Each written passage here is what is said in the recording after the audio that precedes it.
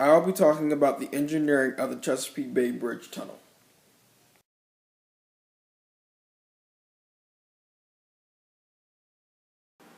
The Lucius J. Callum Jr. Bridge Tunnel, also known as CBBT, is a bridge that extends 23 miles, which includes approaching roads.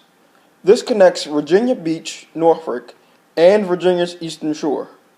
There are 12 miles of low-level trestle,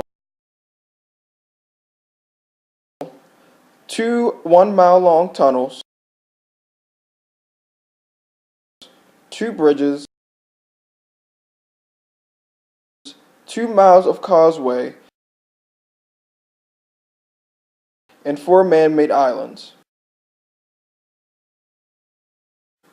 The northbound road took 42 months to complete and was opened to traffic on April 15, 1964, and the southbound road took 46 months to complete and was open to traffic on April 19, 1999.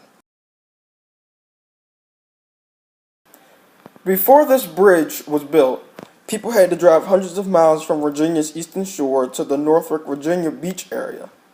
50,000 cars were ferried across each month over 18 miles of water, which is about a 90-minute ride.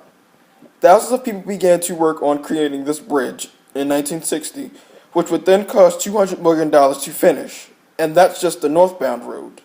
Later in 1965, $250 million was needed to contract the southbound road.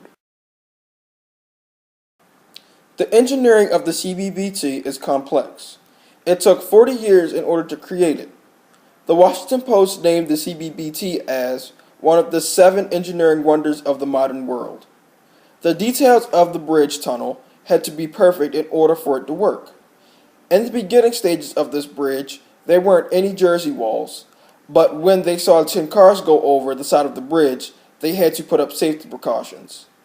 They first found where the soil was most dense under the water. This is where the 3 concrete cylinders would be placed. The reason why the bridge curves is because the sand that was the sturdiest was not in a straight line. Then they cut about 5,000 cylinders at the desired height and filled the inside of each of them with sand and steel. Then there also needed to be 2 tunnels so that there were gaps that allowed for ships to go in and out of the bay. The tunnels are about a mile long.